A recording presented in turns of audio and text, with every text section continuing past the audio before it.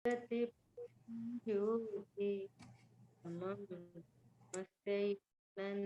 पर्यायी दर्पण तले सकला प्रतिफलति पदार्थ मालिका यत्र। पुरुषासिद्धि उपाय ग्रंथ 182 श्लोक पर अपन चर्चा कर रहे हैं गोदेश्री के प्रवचन के माध्यम से।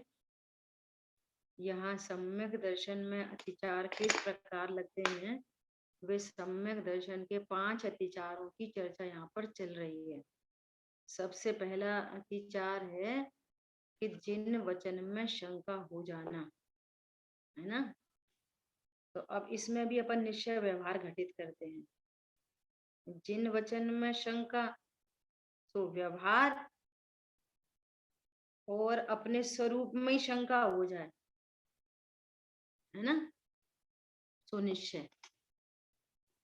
ऐसा ऐसी कांक्षा, पर पदार्थ की कांक्षा, सांसारिक सुखों की कांक्षा उत्पन्न हो, और जबकि मैं तो परिपूर्ण स्वरूप हूं, है ना, ऐसा निर्णय अनुभव किया तब तो चौथा गुण स्थान वृद्धि हुआ है। और फिर कदाचित अब श्रद्धान के लेवल पे, है ना, और इधर परमार्थ से देखें तो किसी पर्याय की मात्र की वांछा, सो अतिचार है। समझ में आ रही है? पर्याय मात्र की इच्छा उत्पन्न हो जाए तो अतिचार है। क्यों? मैं पर्याय मात्र से रहित परिपूर्ण तत्व हूं, ऐसे श्रद्धान का नाम सम्यक दर्शन। पर समझ में आया? मैं परिपूर्ण तत्व हूं, ऐसे श्रद्धान का नाम सम्यक दर्शन है। और किसी पर पदार्थ की कांक्षा उत्पन्न हो जाए श्रद्धान के लेवल पे, है ना, या पर पर्याय की कांक्षा, जल्दी हो जाए, कम हो जाए, ये हट जाए, वो मिल जाए। श्रद्धान चारित्र की परिणति में तो विकल्प उत्पन्न हो सकता है, परंतु यहाँ श्रद्धान की चर्चा। समझ आ रही बात? ग्लानि, पेज नंबर 250। मुनियों को देखकर ग्लानि न करे, है ना। ये व्यवहार ग्लानि, ग्लानि रूपति। और परमात्मा से यहाँ अपने स्वरूप में आगे बढ़ नहीं सके, उसमें ग्लानि नहीं करना। क्या बोला? स्वरूप में आगे नहीं बढ़ सके, 5वें गुण कब हमारे वो ना, वो संपत्ति में होगा तब होगा, लेकिन यहाँ अपने अपने से ही ग्लानि उत्पन्न होने लगी, ये अतिचार हो जाएगा श्रद्धा के लेवल। ये बहुत समझने की बात है, ये पॉइंट पकड़ में आ रहा है? हाँ दीदी। अच्छा,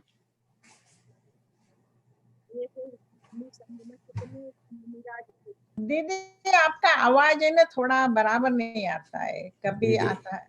दीदी 1-2 मिनट के लिए वीडियो बंद कर दीजिए।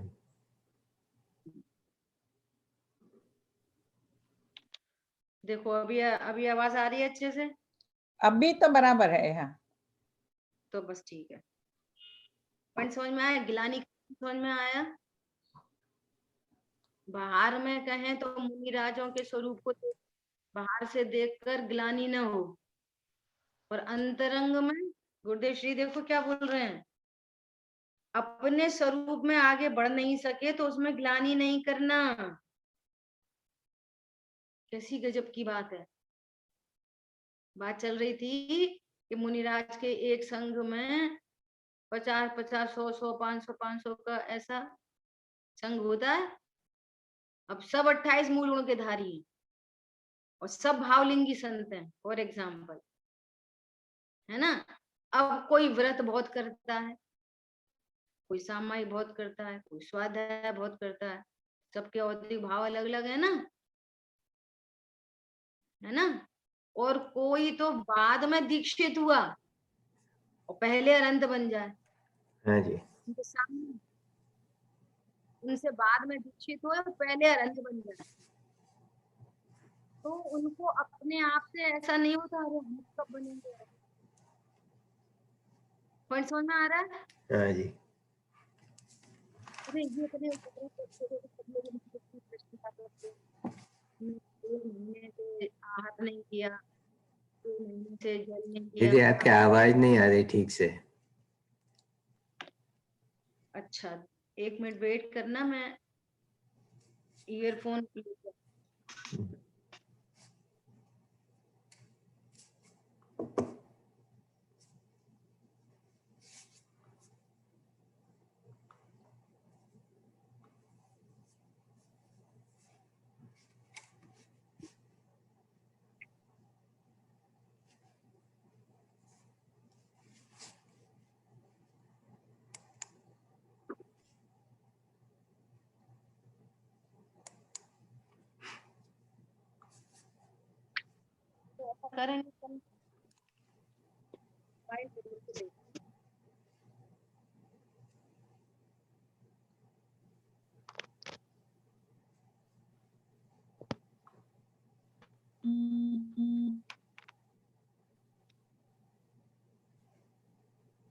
हेलो, हाँ दीदी अभी कैसी है? अभी बेटर है थोड़ी। क्या बात चल रही थी? ग्लानि, ये 3 नंबर का अतिचार है ना? इस अतिचार में कि यदि कोई स्वाध्याय बहुत करता हो, है ना, कोई व्रत आदि बहुत पालता हो, उसका कोई स्थान पहले हो जाए। अब ये पंचम गुण स्थान में देखो इसी बात को, कोई जल्दी मुनिराज बन जाए।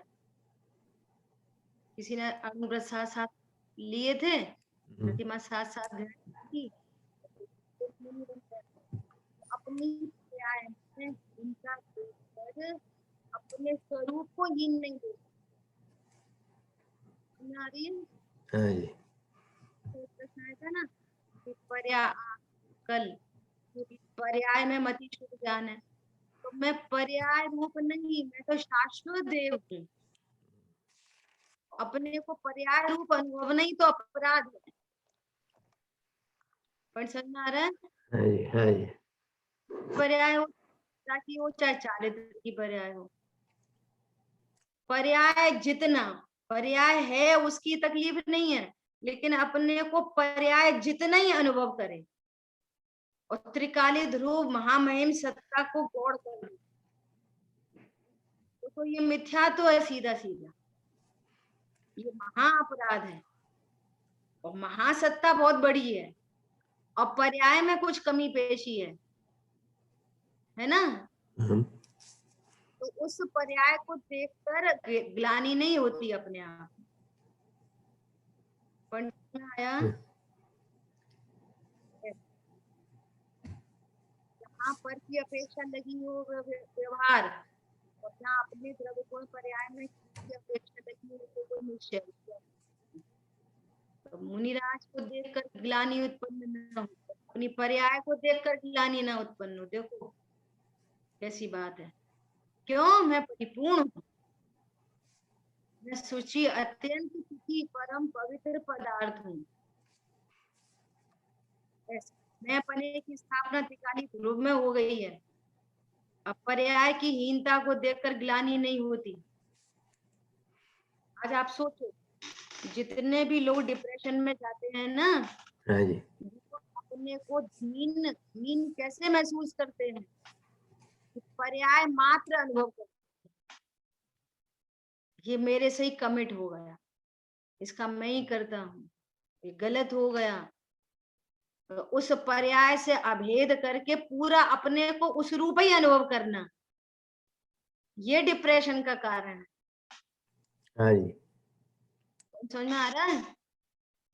देखो, कोई दूसरा आपको अपनी नजरों से गिरा दे वो बड़ी बात नहीं है, वो दुख तो सहन हो जाता है, लेकिन जीव अपनी नजरों में गिर जाए तो उठना मुश्किल होता है।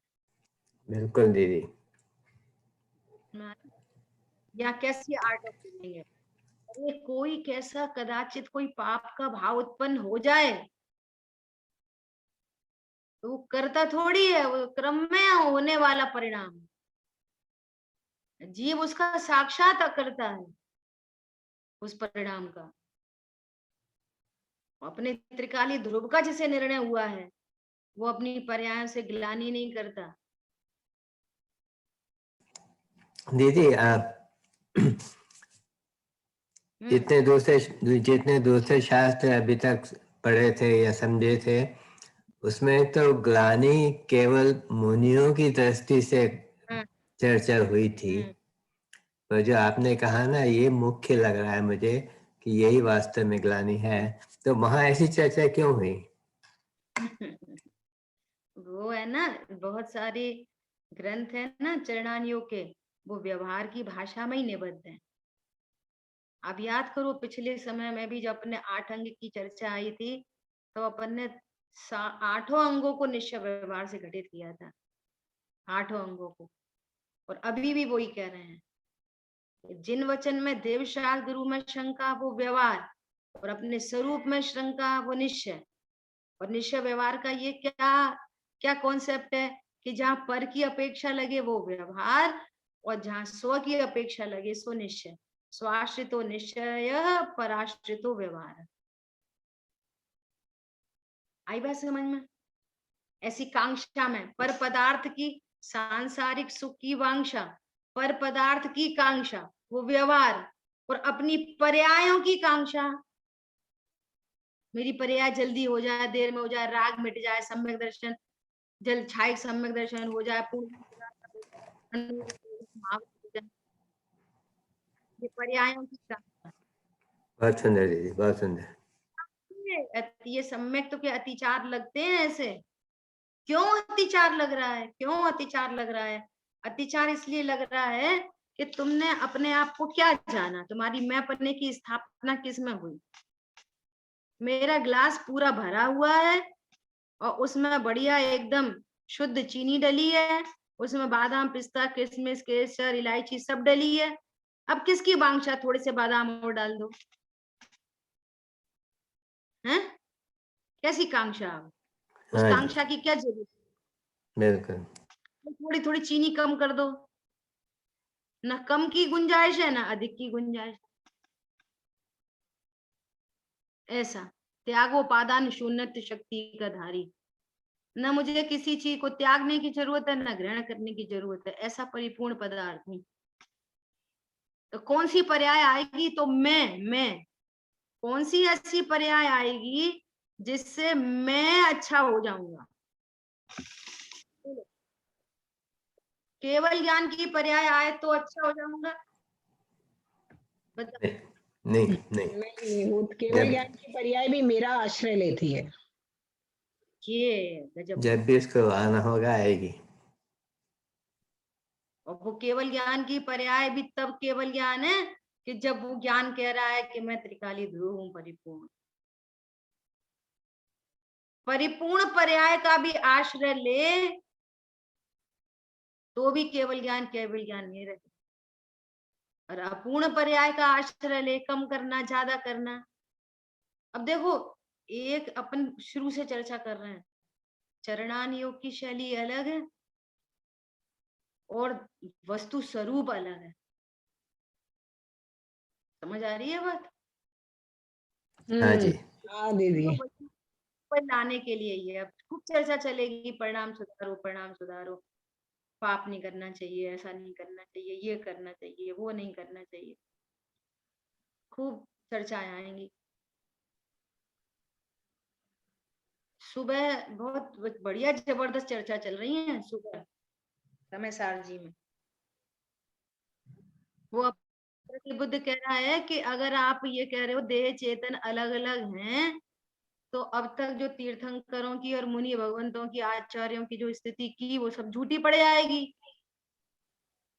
हम तो कहते हैं प्रभु कैसा आपका परम उदारिक शरीर।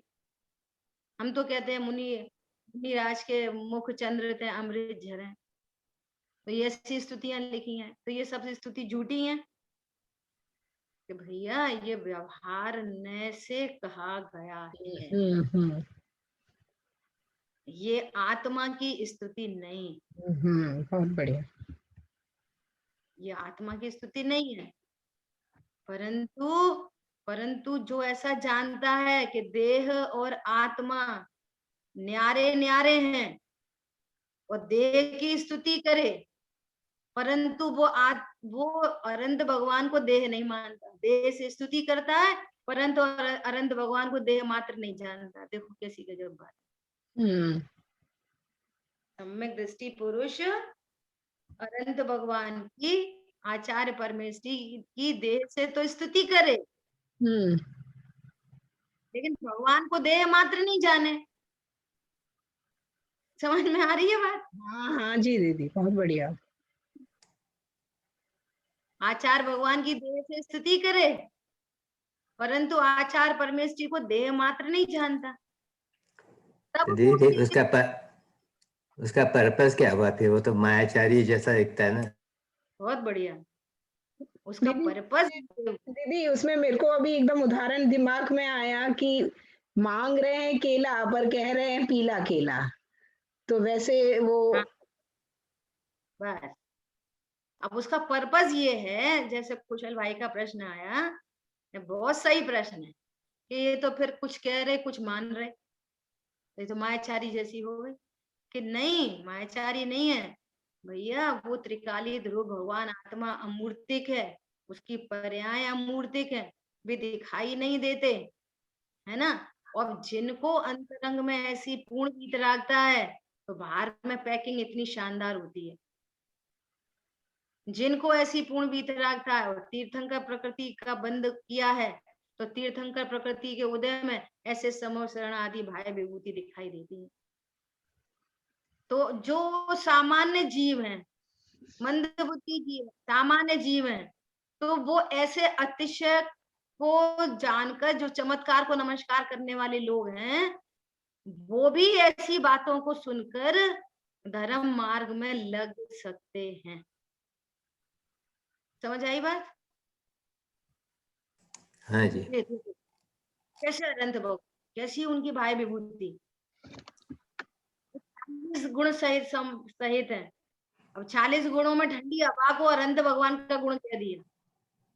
ठंडी हवा अनंत भगवान का गुण, रत्नों की बारिश हो, सब एक साथ बैठे हैं, ये अनंत भगवान के गुण नहीं। क्या कह रहे हैं? तो कहवत के हैं, व्यवहार से कह रहे हैं, वास्तव में तो अनंत चतुष्टय के जो धारी हैं वे अनंत भगवान है। अनंत भगवान कौन है? इसलिए चर्चा करते हैं, कह रहे हैं नग्न दिगंबर मुनिराज, और समझ रहे हैं आत्मा। क्यों? अब क्या ऐसा संयोग का ज्ञान कराया जा रहा है। जिनको अंतरंग में अनंत चतुष्टय होते हैं, बाहर में वे परमोदारी शरीर में पाए जाते हैं। संयोग का ज्ञान कराया जा रहा है। इसका मतलब ये नहीं है कि जीव का शरीर होता है, इसका मतलब ये नहीं है अनंत भगवान का परमोदारी शरीर है, इसका मतलब ये नहीं है कि अनंत भगवान की दिव्य धनी है। समझ आई बात? व्यवहार निश्चय का प्रतिपादन करता है, परंतु स्वयं परमार्थ नहीं होता, वो कोई ना कोई देता है वो। और जिस निश्चय का व्यवहार ने प्रतिपादन किया है, व्यवहार उसी का निषेध कर देता है, निश्चय उसी का निषेध कर देता है। ऐसी अद्भुत बात है, यही सिद्धार्थवाद है ना। गुरुदेव वो अपने दादा ने समय सार अनुशीलन में इन गाथाओं के व्याख्या में ये बड़ी बात लिखी है कि अप्रतिबुद्ध जीव, अज्ञानी जीव, व्यवहार ने से जो भगवान की स्तुति की गई है, उन स्थितियों को पढ़कर अपने अज्ञान को ही पुष्ट कर लेते हैं, क्योंकि वो नए विभाग को नहीं जानते। गलती क्या है? नए विभाग को नहीं जानते, और नए विभाग को जाने बिना आप जिनमत में प्रवेश नहीं कर सकते। और ये वाली बात तो पुरुषार्थ सिद्धि अपन ने पढ़ा था स्टार्टिंग में। नए ज्ञान से का जानकार होना चाहिए, और श्रोता भी निश्चय व्यवहार का जानकार होना चाहिए। दोनों का है, दोनों को कहा था। तो फिर क्या फर्क है दोनों में? फिर वक्ता श्रोता कैसे कि भाई सामान्य और विशेष का अंतर हो सकता है, परंतु निश्चय व्यवहार के स्वरूप को जाने बिना जिनमत में कैसे प्रवेश करेगा। और फिर कितनी बड़ी बात कही थी, जो व्यवहार को ही परमार्थ जाने, व्यवहार के कथनों का पर्पस नहीं समझे, उससे प्रयोजन नहीं साध सके, तस्य देश न नास्ति। बोलो, आई थी ये सब श्लोक आए थे उनको? हाँ जी, शुरू में आए थे। कोई शेर समझ ले, हमने तो बताया था कि शेर बिल्ली जैसा होता है, तो तुम बिल्ली कोई शेर समझ लो, या शेर को पेट एनिमल समझ लो, शेर साक्षात शेर सामने आ जाए, बिल्ली जैसा ट्रीट करो उसके साथ तो मरण होता है ना। ऐसे यहाँ व्यवहार हाँ जी। भगवंतों के लिए, आचार्यों के लिए, और तुम व्यवहार ने के कथनों को ही परमार्थ समझ लो और वैसे ही जानो अनंत भगवान को, वैसे ही जानो मुनिराजों को, तो तुम्हारे अज्ञान का नाश नहीं होएगा। समझ आई बात? ऐसा तो यहाँ पे क्या कह रहे हैं, अपने स्वरूप में आगे बढ़ नहीं सके तो उसमें ग्लानि नहीं करना। कैसा भी परिणाम उत्पन्न हो, तीव्र पाप का परिणाम, इस बात को समझ लो भली प्रकार से। अभी तत्व निर्णय करने वाले जीव को भी यदि अपनी परिणति में कोई पाप परिणाम उत्पन्न हो जाए कदाचित, तो नियम से उस संबंधी कर्म का उदय होता है, नियम से गारंटेड, क्योंकि वो जीव का स्वभाव नहीं है, पाप भाव जीव का स्वभाव नहीं है, वो नैमित्तिक भाव है।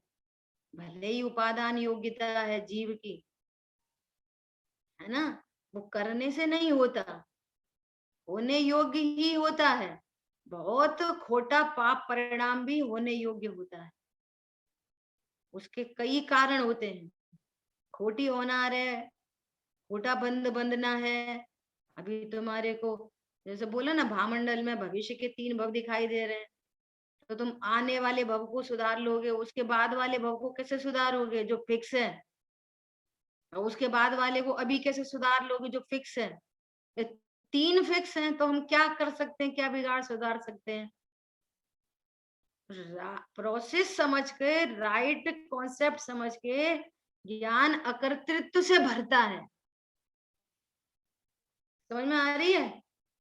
एक वे कैसा है, अब वो तो सही सही बात है भैया, हम तो पाप करते नहीं, अब कर्म का ही उदय है। एक तो इस डायरेक्शन में चला जाए तो चला जाए, तो चला जाए, कौन संभाले उसको। और एक अरे परिणाम हो गया, उसके लिए गिरा ही मरा जा रहा है, अरे कैसे हो गया, कैसे हो गया, कैसे हो गया। दोनों गलती पे हैं, एक पाप परिणाम का पक्ष करे और एक पाप परिणाम को देखकर रोए, तो दोनों उधर ही देख रहे पर्याय को। हाँ और जी। एक ओहो मैं तो परिपूर्ण पदार्थ हूँ, मैं तो परिपूर्ण पदार्थ हूँ, होने योग्य। देखो अब वो परिणाम भी हो जाए, तत्व ज्ञान पूर्वक स्वभाव की सन्मुखता हो, तो उसका तीव्र बंध नहीं होता, वो निर्जरा को समझ में आ रही है बात? हाँ जी, बहुत सुंदर है। दीदी एक बात क्लैरिफाई करनी है यहाँ पे, ये सम्यक दर्शन के अतिचार हैं, तो सम्यक दर्शन के अतिचार ये एक तो है, मतलब कि अभिप्राय के अंदर इस तरह की कांक्षा, इस तरह की ग्लानि नहीं हो रही है, परंतु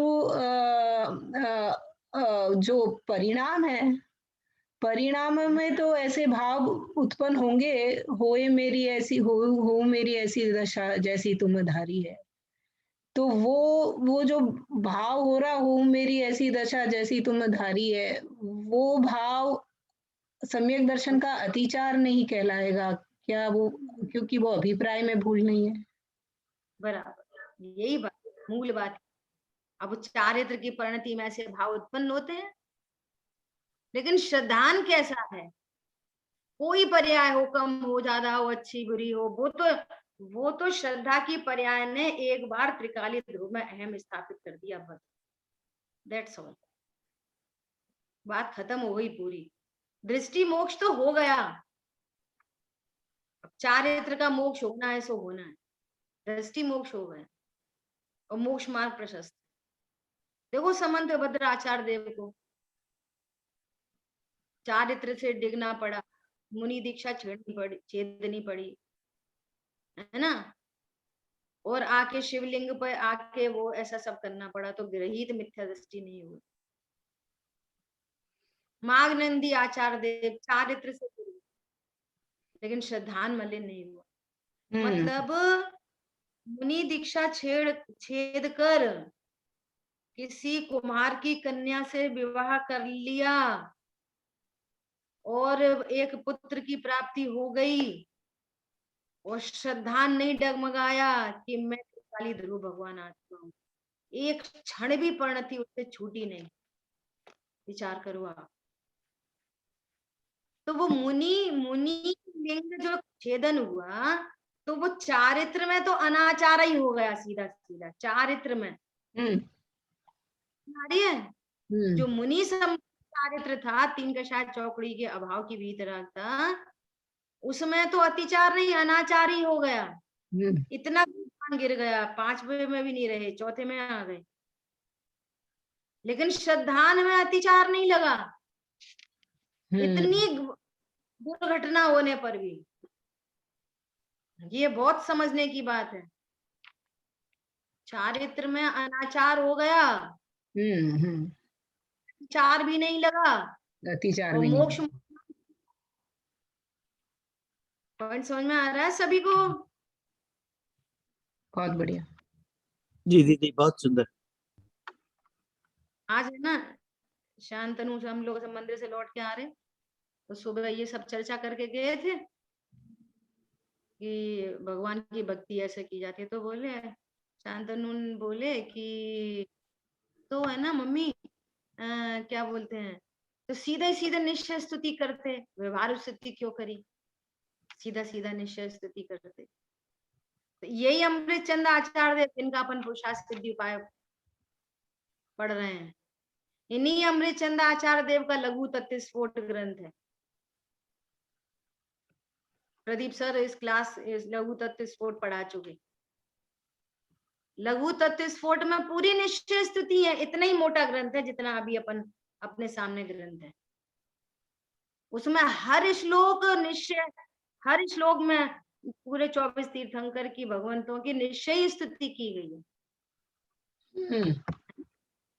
और अब जो पूजा भक्ति आदि बनने लगी हैं, वे सब निश्चय परक बनने लगी हैं। लेकिन बात क्या है कि ये द्रव्य गुण पर्याय, ये द्रव्य गुण पर्याय अलौकिक है, जीवों को बहुत जल्दी समझ में आ जाती है। आप प्रथमायोग की कहानी बताओ, बहुत जल्दी समझ में आ जाती है। आप 8 कर्म बताओ, सब समझ में आ जाते हैं। 3 लोग समझ में आ जाते हैं, नरक स्वर्ग समझ में आ जाते हैं, द्वीप समुद्र समझ में आ जाते हैं। लेकिन ये त्रिकाली ध्रुव भगवान आत्मा और ज्ञान श्रद्धा चारित्र, 3 परिणति के नाम, उनके काम, उनका स्वरूप एकदम भिन्न भिन्न भाषित हो, ये इतनी अलौकिक बात है। और इसी सिर्फ ज्ञान श्रद्धा चारित्र, देखो त्रिकाली ध्रुव तो बना बनाया भगवान आत्मा है, उसकी चर्चा कितनी आती है, बस इतनी आती है बार बार बार बार बार बार। अनंत शक्ति, अनंत धर्म युगल, है ना, असंख्या प्रदेश संपन्न वस्तु है।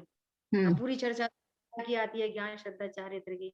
10 साल हो गए, 15 साल हो गए, 20 साल हो गए, पॉइंट समझ में आ रहा है? ज्ञान चारित्र का कॉन्सेप्ट क्लियर नहीं हो रहा बहुत जीवों को।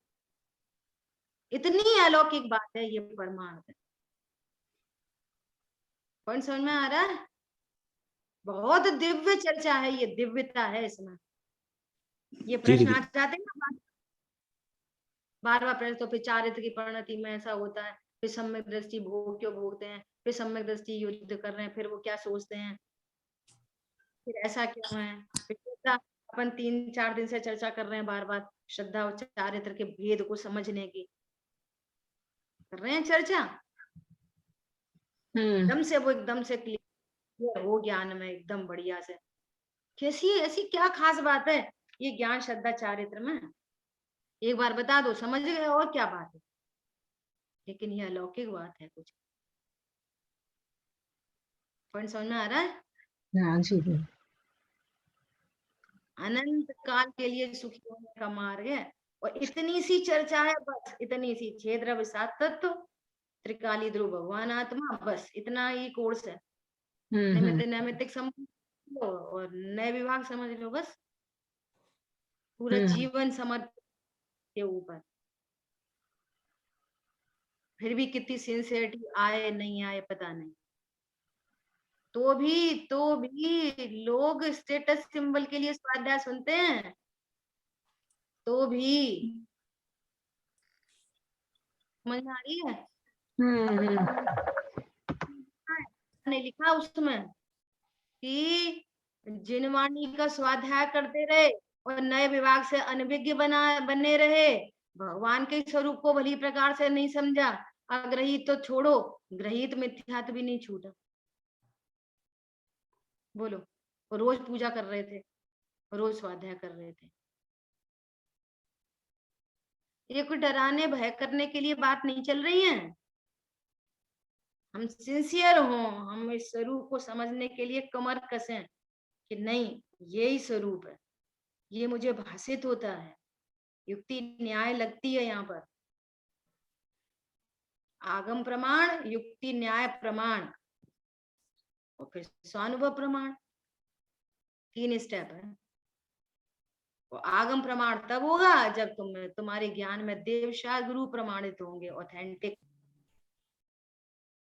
उनकी सर्वज्ञता का भान होएगा, उनकी वीतरागता का भान होगा, सबको जाने, अप्रभावी रहे और अप्रभावी रह के सबको जाने।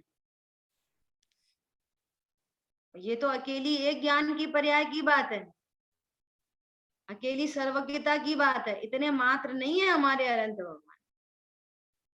मूल वस्तु मिसिंग नहीं होनी चाहिए। वे जीव तत्व है, वे जीव पदार्थ है, जो कहना हो जीव वस्तु है। पूर्ण शुद्ध पर्याय से परिणमित शुद्धात्मा अनंत चतुष्टय के धारी है, उत्पाद व ध्रुव युक्तम सत। ठीक है, देखो इसी में आगे क्या बोल रहे हैं, 261 पेज पे सबसे लास्ट में क्या बोल रहे हैं, नहीं सेकंड पैराग्राफ पढ़ते हैं। अज्ञानी की स्थिति अतिचार है, उसकी श्रद्धा, उसका ज्ञान, कह रहे ना मिथ्या दृष्टि की स्थिति नहीं करना, उसकी श्रद्धा, उसका ज्ञान, उसके आचरण में स्थिति नहीं हो सकती। बोलो, ये चर्चा भी आज सुबह बहुत अच्छी आई थी। क्या चर्चा आई थी कि ये व्यवहार स्थिति क्यों की जाती है, ये बहुत पॉइंट समझने का, सब लोग ध्यान से समझ। जब हम तत्व निर्णय करते हैं, तत्व ज्ञान है, तो हमारे को सीखने मिलता है कि ज्ञान से ज्ञान होता है, ज्ञान प्रकाश से नहीं होता, ज्ञान ज्ञेय से नहीं होता, ज्ञान गुरु से नहीं होता। समझ में आ रही है? पूरी प्रकृति मुक्ति है और ज्ञान स्वभाव सम्मुख होता है और सम्यक की प्राप्ति करता है, और सम्यक की प्राप्ति करता है, ये निर्णय हुआ है उसको कि ज्ञान ज्ञान से हुआ है। ये जो पर्याय उत्पन्न हुई है वो स्वकाल में उत्पन्न हुई है, ऐसा परमार्थ निर्णय है, अनुभव भी हुआ है। और फिर भी कह रहा है वीतरागी देव तुम्हारे जैसा जन्म देव। गुरुदेव श्री की इतनी सारी भक्तियां, बोलो पूज्य गुरुदेव न आज क्या होता, सत्य दर्शन का सूर्य अस्त हो गया होता। पता नहीं है कि पंचम काल के आखिरी तक जिन शासन की ध्वजा फहरती रहेगी कैसे। लेकिन भक्ति ऐसे ही होती है, स्वरूप समझने पर भी भक्ति होती है इसी प्रकार की। समझ में आ रही है? जी दीदी। गुरुदेव होते तो आज क्या होता। गुरुदेव आए रे बड़े ही सौभाग्य से, गूंज गया भारत सारा ओंकार नाथ। बोलो कितनी भक्तियां बनी गुरुदेव के लिए। हे गुरुदेव आपने तीर्थंकर तो कैसे होती हैं ऐसे भक्तियां, ये सारी व्यवहार भक्ति हैं, कैसे हो रही हैं? जैसे जीव को लाभ होता है उसके मुख से अनायास ही ये शब्द निकलते हैं। अनायास की महिमा आती है जिसको, जिससे लाभ होता है। तो और यदि लाभ ही नहीं हुआ है तो भक्ति का नाटक करता है। भक्ति नहीं होती उसको। समझ में आ रही है? जैसे हमको मान लिया पंडित जी साहब हैं, जी भाई साहब हैं, अमित भैया हैं, मान लिया इन लोगों से लाभ हो तो उनकी महिमा आती है। अरे कैसे पढ़ा, कैसे समझा करते थे, समझ में ही नहीं आया तो बोलो तो कैसी महिमा आएगी? जो बच्चा 99% मार्क्स लेके आया है वो गुरु जी के पैर छूने जाता है। वो कहता है गुरु जी आपने पढ़ा, गुरु जी कहते हैं नहीं बेटा तू बहुत इंटेलिजेंट। समझ में आई? उसको पता है मैंने पढ़ाई की, ये भी पता है, तो भी गुरु जी के पैर छूने जाता है। वो फेल्योर हो जाता है, वो गुरु जी के पैर छूने जाता है। बोलो नहीं, फेल होने वाला जाएगा गुरु जी आपने पढ़ा है? नहीं जाएगा। वो तो उल्टा उल्टा बोलेगा सब। आउट ऑफ कोर्स आया, टीचर ने पढ़ाया नहीं था, रॉन्ग चेकिंग हो गई, पेपर लेंदी था वगैरह। समझ में आ रही है? हाँ जी देव दीदी। शास्त्र तो आएगी, देव शास्त्रों की सच्ची भक्ति। अरे व्यवहार भक्ति भी किसको आएगी? जिसने अपने परमात्म स्वरूप को जानकर जिसकी पूर्ण शांति पड़ी होगी। सफल जन्म मेरा हुआ प्रभु दर्शन से आज, भव समुद्र नहीं दिखता पूर्ण हुए सबका। प्रभु मेरा जन्म सफल हो गया आपको पाके, कैसा आपने मुझे गायक बताया, त्यों लोग में नाथ तन बताया। ऐसे महिमा आती है। क्या बोल रहे हैं? अज्ञानी की स्तुति अतिचार है, उसकी श्रद्धा, उसका ज्ञान, उसके आचरण में स्तुति नहीं हो सकती। वास्तविक तत्व जो है वह सर्वज्ञ से कहा हुआ और परिपूर्ण वस्तु, उसके अतिरिक्त जो कुछ वे दृष्टि रहित जो कोई व्रतादि पालते हों उनकी वाणी से स्तुति नहीं करना।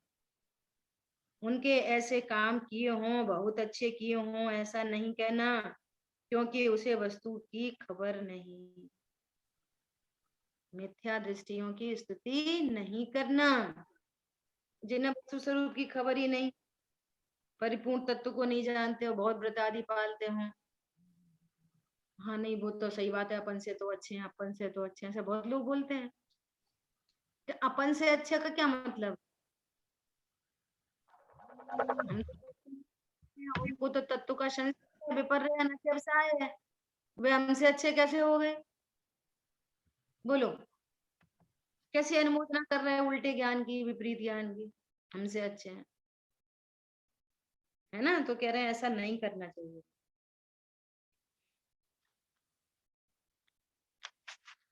देखो आगे नेक्स्ट जो प्रवचन है, पेज नंबर है 263, है ना? उसमें अपन ने उस दिन पढ़ी लिया था, फिर से देखते हैं। नीचे का लास्ट पैराग्राफ है 263 पे, है ना? दूसरा प्रवचन नंबर 73 में क्या कह रहे हैं? सम्यक दर्शन की अपेक्षा से, मिथ्या दर्शन की अपेक्षा से चारित्र दोष वह परिमित है। हिंसा, झूठ, चोरी, कुशील, परिग्रह वो लिमिटेड दोष है भैया। और श्रद्धा का दोष, मिथ्यात्व का वह अपरिमित महादोष है। अब किसको कितना याद रहा होगा मालूम नहीं, जबकि यहाँ परमार्थ हिंसा क्या है, परमार्थ झूठ क्या है। हम जो झूठ, ये झूठ वचन है ना, ये तो कुछ नहीं है। जो अंतरंग में प्रमाद परिणाम है, जो तत्व का विपरीत निरूपण है, वो है झूठ। है आत्मा, उस कह रहे हैं कि मैं शरीर हूं, मैं स्त्री हूं, पुरुष हूं, ये परमार्थ झूठ। तुम तो इसको झूठ कह रहे हो। किसी ने 500 रुपए लिए, फिर वो वापस मांगने आया तो वो कहता कि 500 कब लिए तुमने? 200 लिए थे बस, 200 ले लो। तो इसको हम झूठ समझ रहे हैं, सारी दुनिया इसको झूठ समझ रही। लेकिन तुम जीव हो और बोल रहे हो। क्यों? तुम्हारी कितनी उम्र हो गई? हो गए देखो 50-55 के। समझ में आ रही है? स्वरूप की असावधानी, ये झूठ, चोरी, कुशील, परिग्रह, मूर्छा, पर पदार्थ मेरा है, ये परिणाम मेरे हैं, ये रागादि भाव मेरे हैं, ये परिग्रह है, ये इसका नाम मूर्छा है। ये अभिप्राय के क्रोध मान माया लोभ क्या होते हैं? आत्मा की अरुचि वो अनंतानुबंधी क्रोध है। और जो क्रोध हमें दिखाई दे रहा है ना आंखों से, शब्दों से, ये तो पुद्गलात्मक थिंग है। और जो परिणाम में क्रोध है वो लिमिटेड दोष है। परिणाम जो चारित्र के परिणाम का दोष है वो लिमिटेड दोष है। लेकिन ये क्रोध मेरा है, मैं करता हूँ, इससे मैं बुरा होता हूँ, अच्छा होता हूँ, समझ में आ रही है? ये मिथ्यात्व संबंधी अनलिमिटेड दोष। हाँ, ये बहुत सुंदर। बोलो, कल्पना करो। अरे एक मुसलमान भी बोलता है, अरे मुझे आज बहुत तेज गुस्सा आ गई। और जैन साहब भी बोल रहे इतना स्वाध्याय करने के बाद कि अरे आज मुझे बहुत तेज गुस्सा, और गुस्से से मैं बहुत खराब हूँ, बहुत गुस्सा, इतना पढ़ रहा हूँ, सुन रहा हूँ, मुझे फिर गुस्सा आ जाती है बहुत तेज। जैन साहब भी बोल रहे, मुमुक्षु बोल रहे, स्वाध्यायी बोल रहे, बोल ही नहीं रहे ऐसी मान्यता। मात्र बोले और समझे अपने को त्रिकाली ध्रुव तो व्यवहार न हो गया। लेकिन ऐसी ही मान्यता, ऐसी फीलिंग, याद करो 14 नंबर का कलश इसी ग्रंथ का, वर्णादि और राग आदि से असंयुक्त होने पर भी संयुक्त जैसा प्रतिभास संसार का बीज है, इसलिए संसार खड़ा हुआ है। क्या बोला? वर्णादि मतलब ये शरीर आदि, और राग हाँ जी। आदि पुण्य पाप के परिणाम, राग आदि सारे परिणाम, जैसा झूठ, चोरी, कुशील, परिग्रह, पूजा पाठ, व्रत, नियम, संयम, इनसे असंयुक्त होने पर भी है तो असंयुक्त वस्तु, अनादि से असंयुक्त, जानो या मत जानो, वस्तु तो असंयुक्त है। जीव तत्व न्यारा है, आशव तत्व न्यारा है, अनादि से असंयुक्त है। लेकिन तुमको संयुक्त जैसा प्रतिभास हो रहा है तो संसार का बीज है, संसार का वृक्ष खड़ा हो रहा है। ज्ञान मैं इससे असंयुक्त हूँ ऐसा जाने, अबद्ध, अस्पष्ट, नियत, संयुक्त हूँ। जो पश्यति अपाणम, जो अपनी आत्मा को ऐसा देखता है, सो सम्यक दृष्टि होता है। जो सम्यक दृष्टि होता है वो सारे जिन शासन, 14 नंबर की गाथा, 15 नंबर की गाथा समय साथ कल्पना करो, हाँ जी। अद्भुत शासन है ये। क्या बोल रहे हैं? मिथ्यात्व का वो परिमित दोष है, उसकी अपेक्षा से राग द्वेष चारित्र दोष वह मर्यादित दोष है। अब देख लो, समझ लो भली प्रकार से। अभी तो लोगों को यही नहीं पता है कि ये मिथ्यात्व नाम का कोई महादोष भी होता है, वही दोष होता है। कल्पना करो, वो शेर मुंह में हिरण का मांस खा रहा है और मुनिराज को कितना अत्यंत गौड़ है, वो कह रहे हैं देह की क्रिया है, जीव मांस खा ही नहीं सकता। नहीं, अच्छा मांस खाने का परिणाम तो था ना? हाँ परिणाम था, वो स्वीकार है, परिणाम था, वो पूर्व कर्म के उदय का नाटक था। इसी काल में बहुत तेज मांस खाने का परिणाम, इसी काल में त्रिकाली ध्रुव भगवान आत्मा उस परिणाम से असंयुक्त है, शरीर की क्रिया से अबद्ध, अस्पृष्ट है, शरीर की क्रिया को छूती नहीं है आत्मा। आत्मा मतलब मैं, तब तो सम्यक दृष्टि हो गए। कुछ बनाना नहीं, करना नहीं, जो आचार्य भगवान ने उपदेश दिया और सहज स्वीकार कर लिया।